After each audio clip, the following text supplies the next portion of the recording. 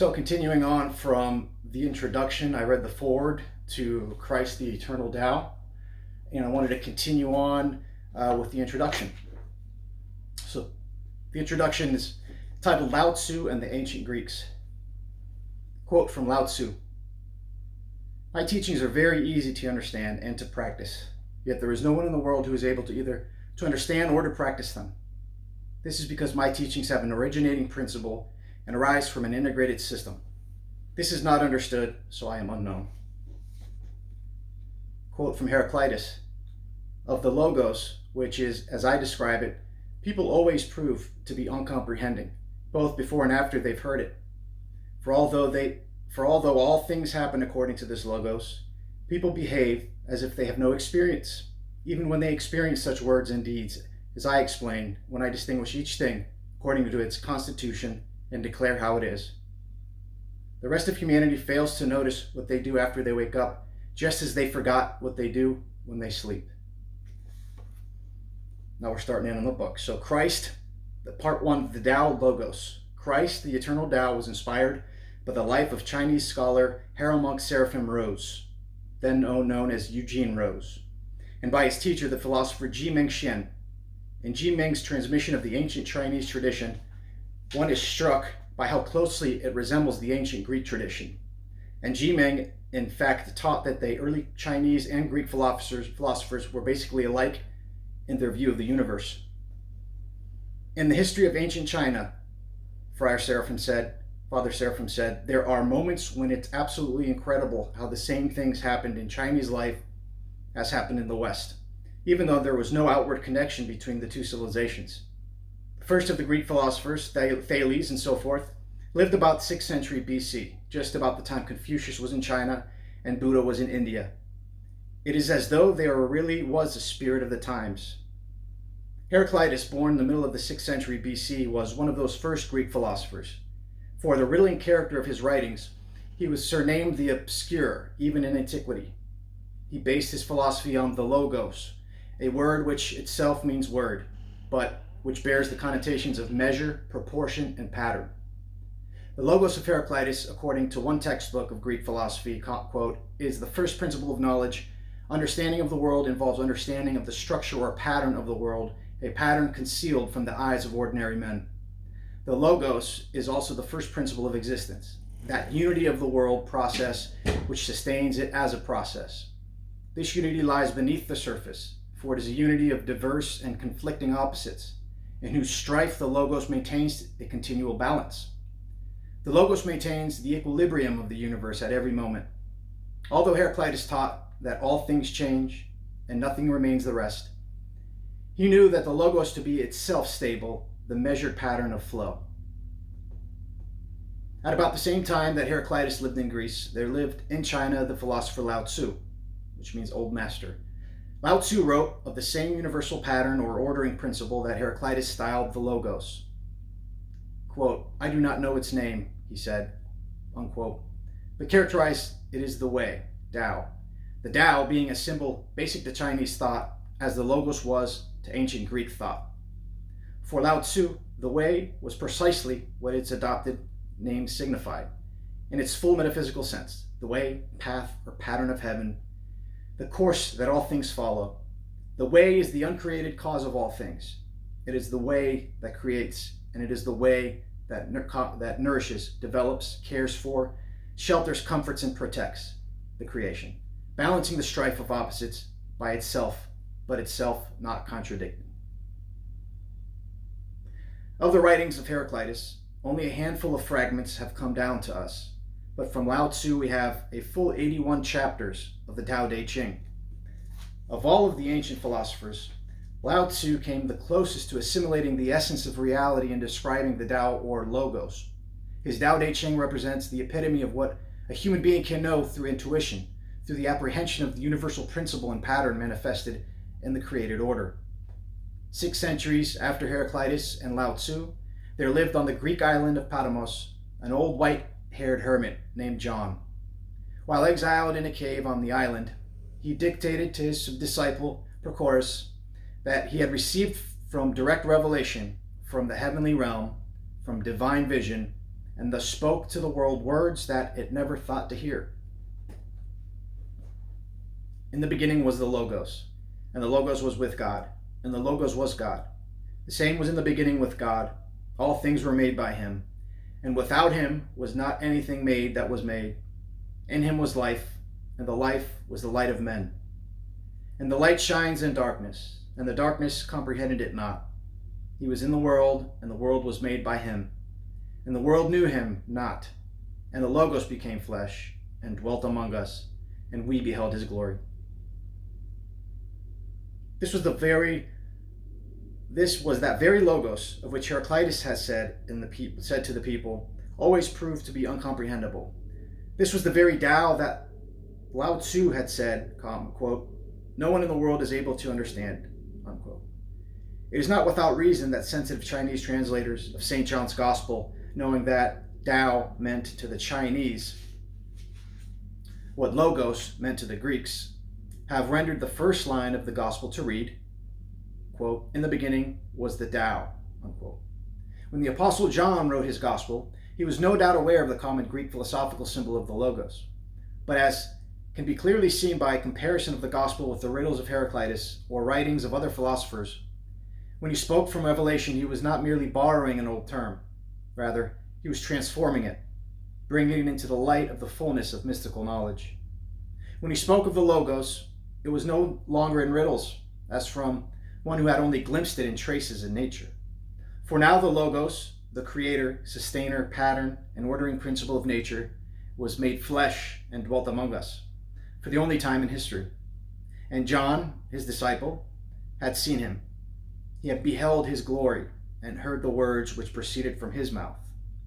Being offered the ultimate closeness to him, who had only been dimly seen before, he had even lain on his breast and, in the greatest of mysteries, had received him into himself at the Last Supper. Thus, while Lao Tzu's Tao Te Ching represents the highest that a person can know through intuition, St. John's Gospel represents the highest that a person can know through revelation, that is, through God making himself known and experienced in the most tangible way possible. Section 2. Hero Monk Seraphim and Ji Mengxian.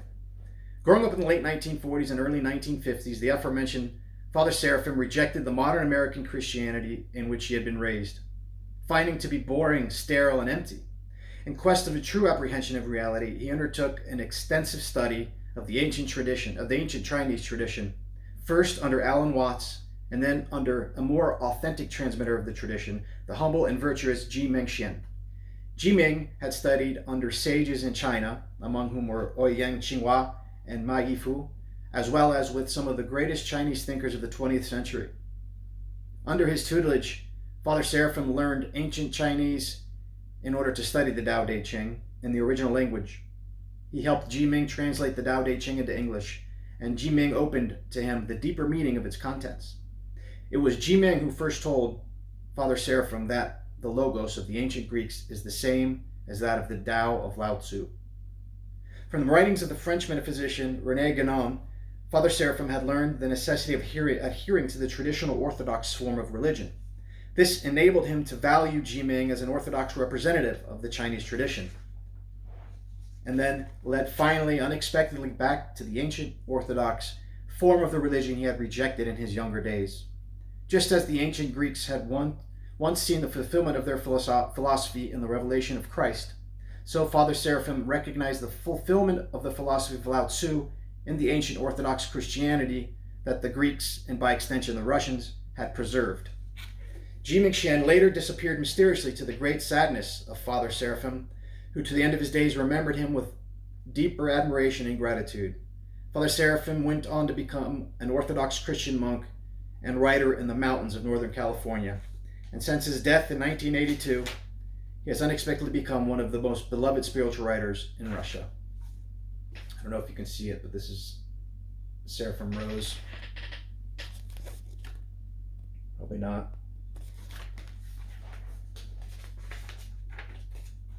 It was through him that the writer of the present book discovered the depth of ancient, unadulterated Christianity, and along with Father Seraphim found it to be in the fullness of what he had been probing for in Lao Tzu.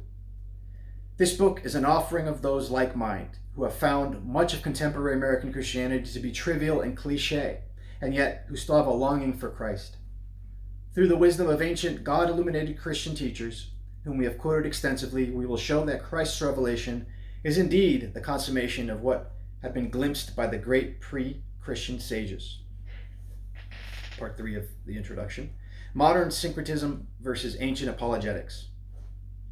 This book's comparison of the Tao Te Ching with Christian scriptures opens it up to the accusation of being merely another attempt at religious syncretism. A serious reading of the text, however, will bear out that this is not the case. Religious syncretism in its modern form regards all paths as possessing equal truth simultaneously, and in doing so is forced to overlook certain basic distinctions or to offer complicated explanations in order to rationalize these distinctions away. The ancient Christian teachers, on the other hand, took a more honest and discerning approach, which in the end proved to be more simple, natural, and organic. Rather than mixing all religions together like the moderns do, these ancients understood that there was an unfolding of wisdom throughout the ages. They saw foreshadowings, glimpses, and prophecies of Christ, not only among the ancient Hebrews, but also among the other peoples who lived before him, and they saw the writings of pre-Christian sages as a preparation for Christ as the apogee of revelation. This is explained most clearly in the quote by Saint Seraphim, which begins this book. If we concede that the pre-Christian philosophers did seek the truth, and that they did catch glimpses of it, it only stands to reason that their teaching should bear some similarities, like a broken reflection of the moon and water, to the fulfillment of truth in Jesus Christ. Therefore, these similarities need not appear as a threat to Christianity. Instead, they offer one more proof of Christ as universal truth. Christ, the eternal Tao, then, should be seen as following not in the modern syncretic tradition, but rather in the ancient apologetic tradition. The latter began less than a century after Christ, with St. Justin the Martyr, Clement of Alexandria, and Lactantius. In speaking to the Greek polytheists of his time, St. Justin called upon the testimony of the pre-Christian Greek philosophers and poets who, like Lao Tzu, taught that there are not many gods, but only one God, the uncreated cause and creator of the universe, omnipotent, eternal, and infinite. Each of these writers, Justin affirmed, spoke well in proportion to the share he had of the Logos disseminated among people, seeing what was related to it. For all the writers were able to see realities darkly through the sowing of the implanted Logos that was in them. Elsewhere, Justin went on so far as to call the pre-Christian sages by the name of Christian. Quote, those who lived in accordance with the Logos are Christians, even though they were called godless, such as among the Greeks, Socrates and Heraclitus, and others like him. So also those who lived before Christ and did not live by the Logos were ungracious and enemies of Christ, and murderers of those lived by the Logos. But those who live by the Logos and those who so live now are Christians, fearless and unperturbed. End quote. The generations immediately after Justin, Clement, and Lactantius continued in this tradition by pointing to ancient writers who believe in one God. Among the philosophers they cite is Hermes Trismegistus, who like Lao Tzu, says that the Creator is, quote, one, self-existent, and without a name, unquote. Again, quote, the Greeks, says Lactantius, speak of God as the Logos, for Logos signifies both speech and reason, inasmuch as he is both the voice and the wisdom of God. And of this divine speech, not even the philosophers were ignorant, since Zeno represents the Logos as the arranger of the established order of things, and the farmer of the universe, whom he calls fate, and the necessity of things in God and the soul of Jupiter in accordance with the custom, indeed, by which they are wont to regard Jupiter as God. But the words are no obstacle, since the sentiment is in agreement with the truth. Justin praised Socrates because, again, like Lao Tzu, he refrained from setting forth precise, defined teachings about those things which had not been shown to him through divine revelation. In the spirit of Lao Tzu, Socrates had said, it is neither easy to find the Father and the Maker of all, nor having found him is it possible to declare him to all. They also extolled Socrates for not paying homage to the false gods, whom the state recognized and all the people worshipped. and for even being killed for this.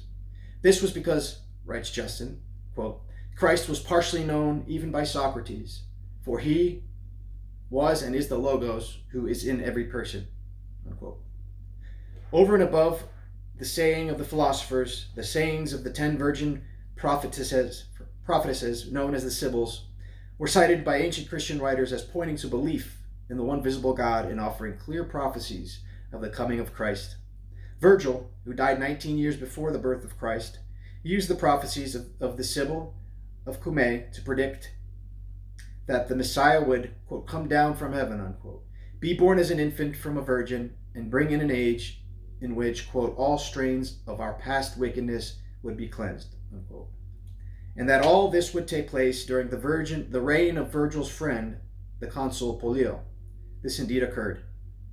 In quoting from sages who lived before Christ, Justin, Clement, and Lactantius corrected their mistakes, which they attributed to the times in which these sages lived. Whatever either lawgivers or philosophers uttered well, says Justin, they elaborated by finding and contemplating some of part of the Logos. But since they did not know the whole of the Logos, which is Christ, they often contradicted themselves. And Lactantius writes, people of the highest genius touched upon the truth and almost grasped it, had not custom infatuated by false opinions carried them back. Unquote. At the same time, both Justin and Lactantius embraced the truths uttered by the ancient sages as their own. Quote, whatever things were truly said among people, Justin affirms, belong to us Christians. Neither Justin nor Clement could have heard of Lao Tzu. From what has been said above, however, there can be no doubt that had they lived in China rather than in Greek or Roman world, they would have brought forth Lao Tzu as a pre-Christian witness of the Christ of Logos, of Christ the Logos. In ancient Greek, Bulgarian, and Romanian Orthodox monasteries and churches today, one can find wall paintings of ancient Greek philosophers who are thus honored as seekers of truth before the coming of Christ. Even the staunchest Christians in grace refer to Socrates as the apostle to the pagans. The best-loved Greek saint of the 20th century, Saint Nectarius of Pentapolis, said that Socrates and divine Plato were at times inspired by God. If the Greek philosophers can be honored in this way, cannot also Lao Tzu, who came even closer than they did describing the Logos, the Tao, before he was made flesh and dwelt among us?